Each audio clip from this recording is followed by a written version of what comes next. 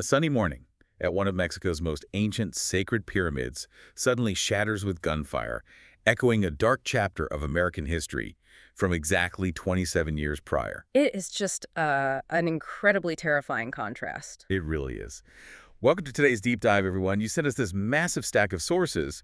For this one, we've got everything from on-the-ground news reports and behavioral profiles to archaeological surveys and, well, global security briefs. Yeah, it's a lot of material to go through. Right.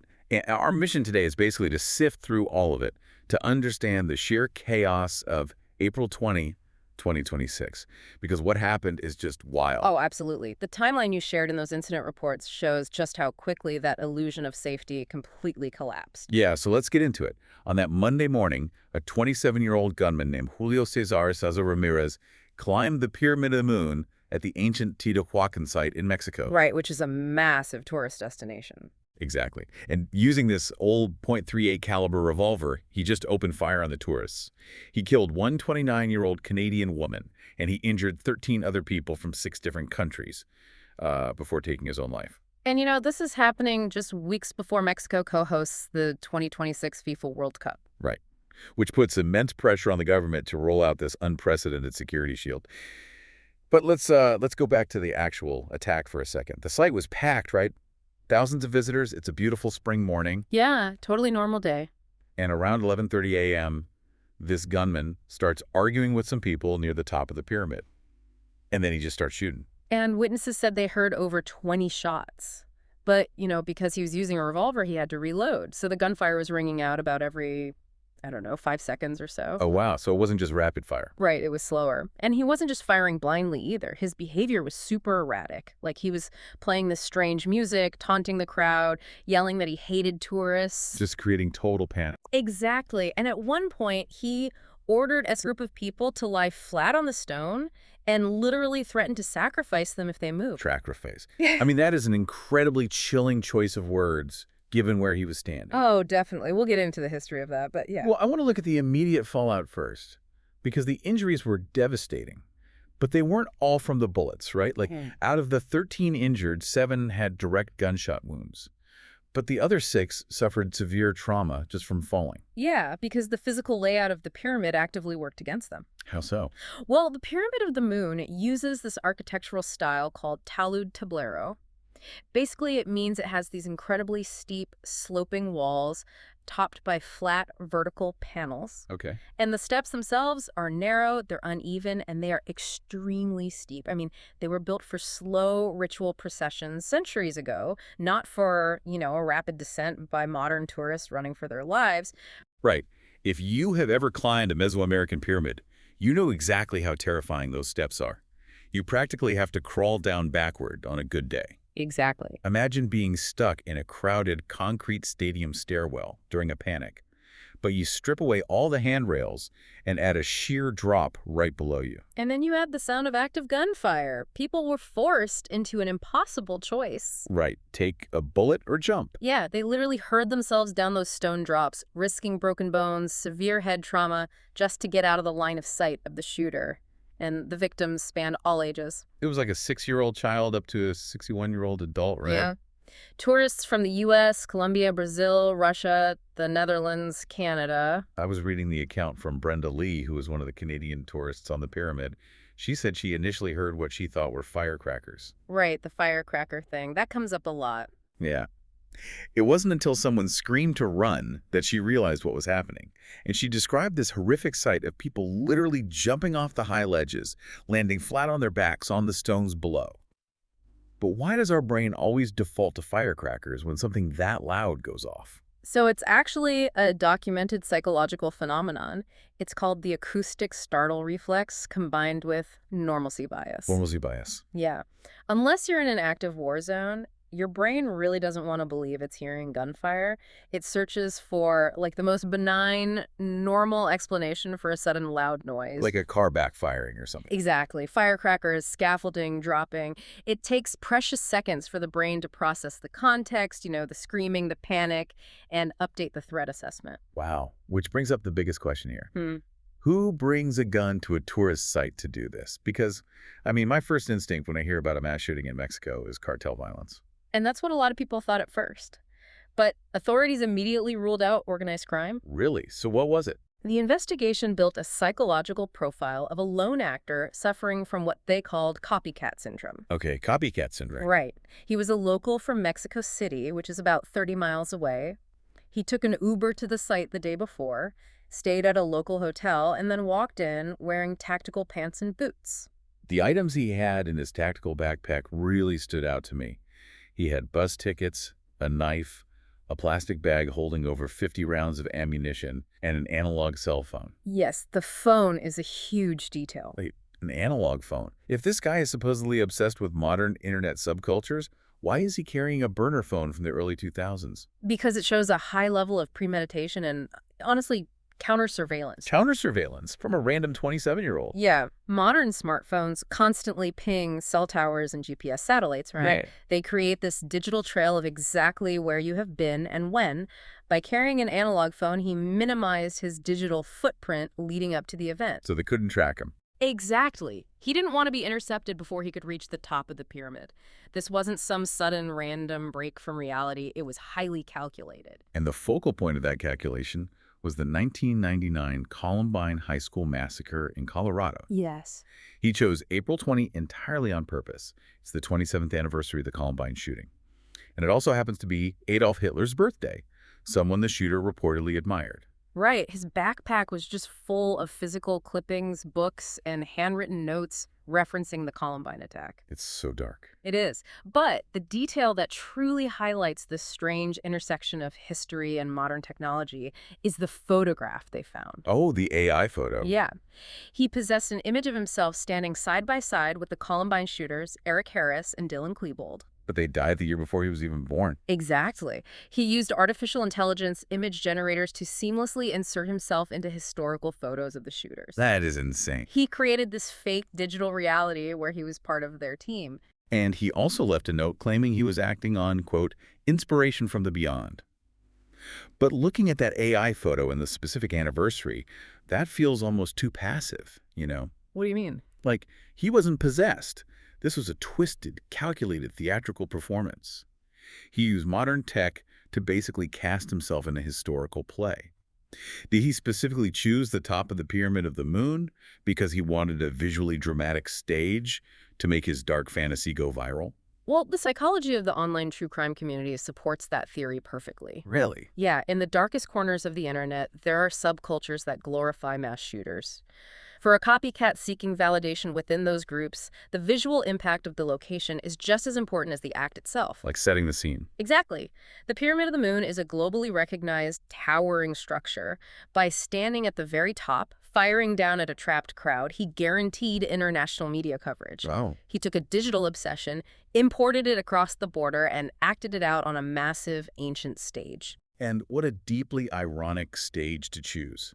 Because long before this modern tragedy, this exact site was literally built for public slaughter.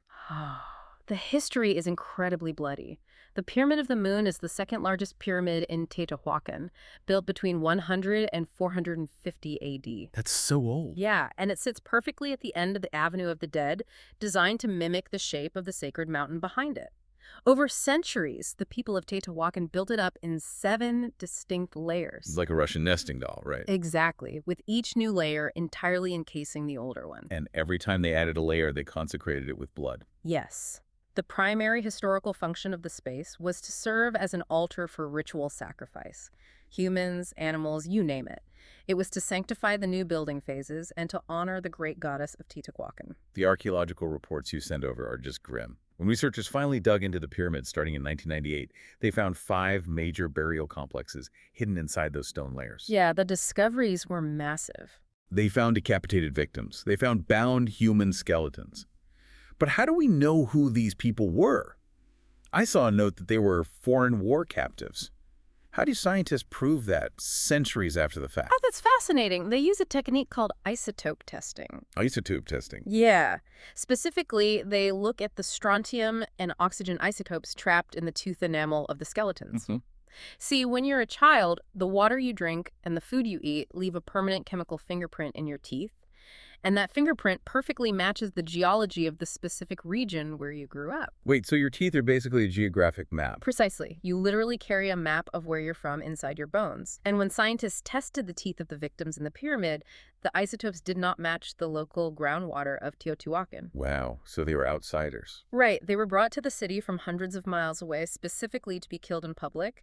And they were buried alongside apex predators associated with warfare, like pumas, wolves, eagles, rattlesnakes. That is terrifying. The priests laid the human and animal bodies out very deliberately in formations called cosmograms. What is a cosmogram? Think of it as a physical map of the universe projected onto the ground. The priests arranged the bodies to represent the four corners of the world and the center of the cosmos. Oh, I see. It was a way of physically demonstrating that the leaders of Teotihuacan controlled not just the surrounding lands, but the very fabric of the universe. The sacrifices were this brutal display of state power. Which creates a psychological symmetry that is just incredibly unsettling. Think about it. Centuries ago, foreign captives were brought to these exact stones. Yeah. The ruling class used this massive stage to project state terror, to show outsiders what happens when you cross them. Right. Now, in 2026, foreign tourists are targeted on these same stones by a lone gunman explicitly threatening to sacrifice them. He used the same stage to project a modern digital brand of terror. I mean, is it possible he knew the history of the stones he was standing on? Given how methodical his planning was, it is highly probable. I mean, Teotihuacan is only a short drive from his home in Mexico City. The history of sacrifice at the site is widely known. It's taught in schools. Right, it's not a secret. No, not at all. If you were a young man trying to construct a terrifying theatrical performance, choosing an ancient altar of human sacrifice to execute foreigners perfectly amplifies that dark persona you were trying to project. He weaponized the ancient history of the pyramid to make his modern attack more terrifying. And he executed this attack at one of the country's most famous tourist hubs just weeks before Mexico opens its doors to 5.5 million visitors for the 2026 FIFA World Cup. The timing is a security nightmare. It really is. Yeah. If you're the government, how do you even begin to secure the country after a breach like this? Well, the immediate response was just brute force. President Claudia Sheinbaum ordered the National Guard to lock down and reinforce the entrances to all archaeological sites nationwide. Just totally lock it down. Yeah. But for the World Cup itself, Mexico is deploying an astronomical number of personnel. We're talking about 100,000 security forces across the country. 100,000. Yes. That breaks down to 55,000 police officers, 20,000 military personnel, and tens of thousands of private contractors. I was looking at the security upgrades going into the host cities, and it reads like science fiction. In Monterrey, they are deploying robotic dogs around the stadium perimeters to sniff out hazardous materials and explosives. Yeah, the tech is wild. They are also utilizing AI-assisted surveillance cameras to analyze crowd behavior. But wait, how does a camera look at a crowd of 50,000 fans and actually detect violence? So it doesn't look at individual faces. It looks at fluid dynamics. Fluid dynamics, like water. Exactly. The AI algorithms analyze the pixel vectors of the crowd's movement. Normal crowds flow like a slow river, so the AI establishes a baseline for a normal walking gait and speed. Okay, that makes sense. Now, if a fight breaks out or someone pulls a weapon, the crowd reacts by instantly pushing outward from the center of the threat, right? It creates a sudden circular void. Oh, right. Yeah. The AI detects that anomalous burst of pixel movement and immediately flags the exact location for security forces, often before anyone even makes an emergency call. That is incredible. And they are also using counter-drone technology in Mexico City to protect the stadiums from aerial threats. Plus, they are installing over 200 miles of safe paths. Right, the safe paths. Yeah, these are brightly lit pedestrian corridors covered in video surveillance and emergency call buttons. Guadalajara is putting drones in the sky to monitor the downtown areas. It's a massive technological net, but it is important to view this through the lens of the U.S. State Department's travel advisory system, which, by the way, is unique for Mexico. How so? Unlike France or Japan, which get a single countrywide safety rating, Mexico gets rated state by state. The security environment varies drastically from region to region. The state of Mexico, where Teotihuacan is actually located, is currently sitting at a level 3. Level 3 being what? It means reconsider travel, mostly due to the risk of crime and kidnapping. Right. But hold on, though. I got to push back on this a little. Okay, go for it. Robot dogs sniffing for explosives, counter drones swatting things out of the sky, AI analyzing pixel vectors. I mean, that all sounds great for a walled-off soccer stadium. Yeah. You have checkpoints, you have turnstiles, metal detectors. Sure. But how do you actually police millions of tourists eating tacos on an open street corner or wandering through miles of open-air archaeological ruins?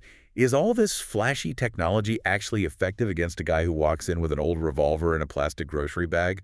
Or is it basically just security theater? Well, you're pointing out the fundamental flaw in perimeter security. High-tech countermeasures are incredibly effective against high-tech coordinated threats. Like the cartels. Exactly. If a cartel tries to fly an explosive drone into a stadium, the counter-drone tech will probably stop it. But a lone actor suffering from a psychological break, carrying a low-tech weapon from the 19th century, who leaves his smartphone at home and only carries an analog device. Right. He slips right through the digital net. He doesn't trip the algorithms until he's already shooting. Because there's no digital footprint to detect in advance. Exactly. A lot of the highly visible security, like soldiers standing at the gates of ancient pyramids or robot dogs patrolling sidewalks, it serves a psychological purpose. To make people feel safe. Yeah, it deters opportunistic criminals, and it provides immense comfort to the public. It also ensures a rapid response force is already on site when something goes wrong. But against a suicidal copycat motivated by a 27-year-old digital obsession, perimeter tech has severe limits. You cannot build a metal detector for an idea. Wow, you cannot build a metal detector for an idea. That really puts the sheer scale of the challenge into perspective. We have covered an immense amount of ground today. We really have. We reconstructed the chaotic timeline of an attack driven by a 27-year-old American tragedy. We dug into the tooth and nail of ancient victims to uncover the blood-soaked history of the pyramid where the shooter took his final stand. And we looked at the massive, futuristic security wall Mexico is attempting to build to protect millions of upcoming visitors. The entire event forces us to realize that history isn't just in the past. It layers on top of itself. You have ancient rituals, 1990s tragedies, and modern AI technologies all converging in a single terrifying moment. It's sobering. Think about your own travel plans, everyone. The next time you find yourself walking through ancient ruins or standing in a packed public square in a foreign city, look around. Are you thinking about the centuries of history buried in the stones beneath your feet? Or are you thinking about the invisible algorithms and security layers watching you from above? It's a lot to think about. It really is. And I want to leave you with one final lingering question to ponder. We talked about how violence leaves a footprint. A shooting in a Colorado high school in 1999 echoed through the internet for 27 years. It merged with modern artificial intelligence to create fake photos, and it ultimately inspired a very real-world tragedy on top of an ancient Mesoamerican altar. In an age where dark, digital obsessions can so effortlessly cross international borders in centuries of time, is it even possible for any country to build a physical security wall high enough to keep out a deadly idea?